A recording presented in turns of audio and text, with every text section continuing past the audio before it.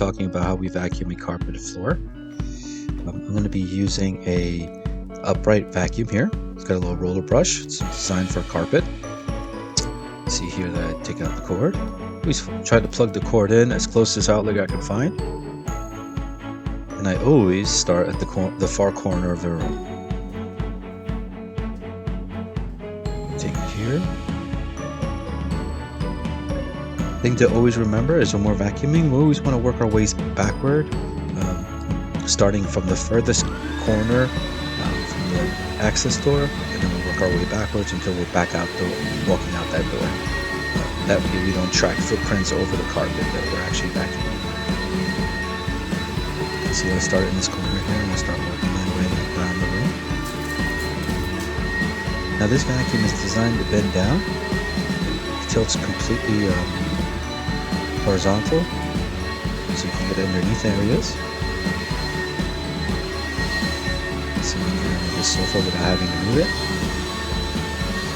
There we go.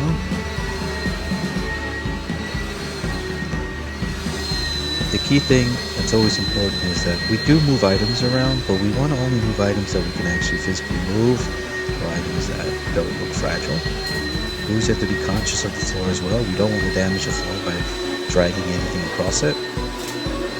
If the item's too heavy, just don't move it and work your way around it. If you can, bend. Use the vacuum to get underneath it if there's enough space. If not, keep on moving forward.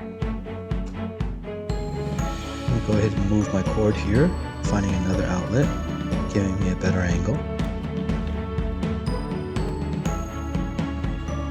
And again, you'll start to notice that I'll keep working my way backwards.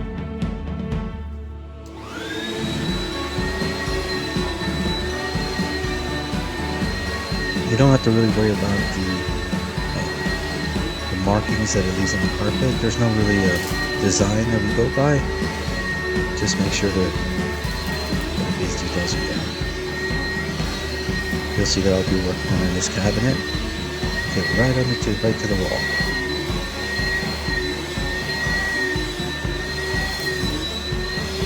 Now there is a rubber sealant around the vacuum, so if you do hit something, it tends to cushion it, but you also have to be careful. You shouldn't have to go too rough.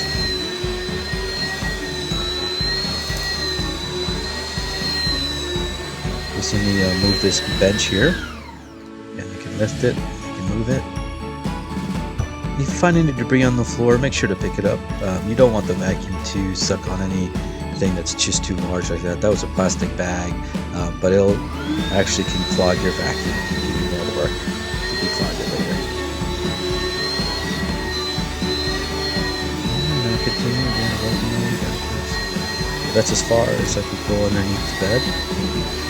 Just I'm stacking up here right there. Again, working my way around. I'm going to get to the point where I have to change. I'm going to be changing the outlet here again. And I'm actually going to give you a different angle. You can see how I work my way out of the room. Again, changing the outlet definitely helps. It just gives you a better reach, better angle around the room. Always change your outlets as much as you need to. Alright. Again, I'm going to continue working my way out of the room. Doing long strokes like this, going back and forth. Actually looking down too to make sure.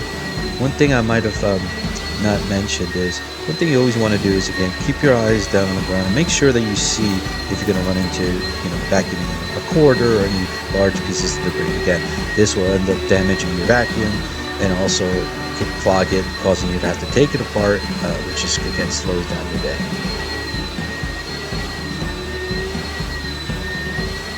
Back of doors are always areas that people will forget right around the corner, but it's a reminder there. And you're going to see me work my way out the door. I've plugged the actual vacuum outside the room. That way I can just walk right out, close the door right behind me. And that's it. In this video, again, this is just to show you how we actually vacuum a room and work our way out.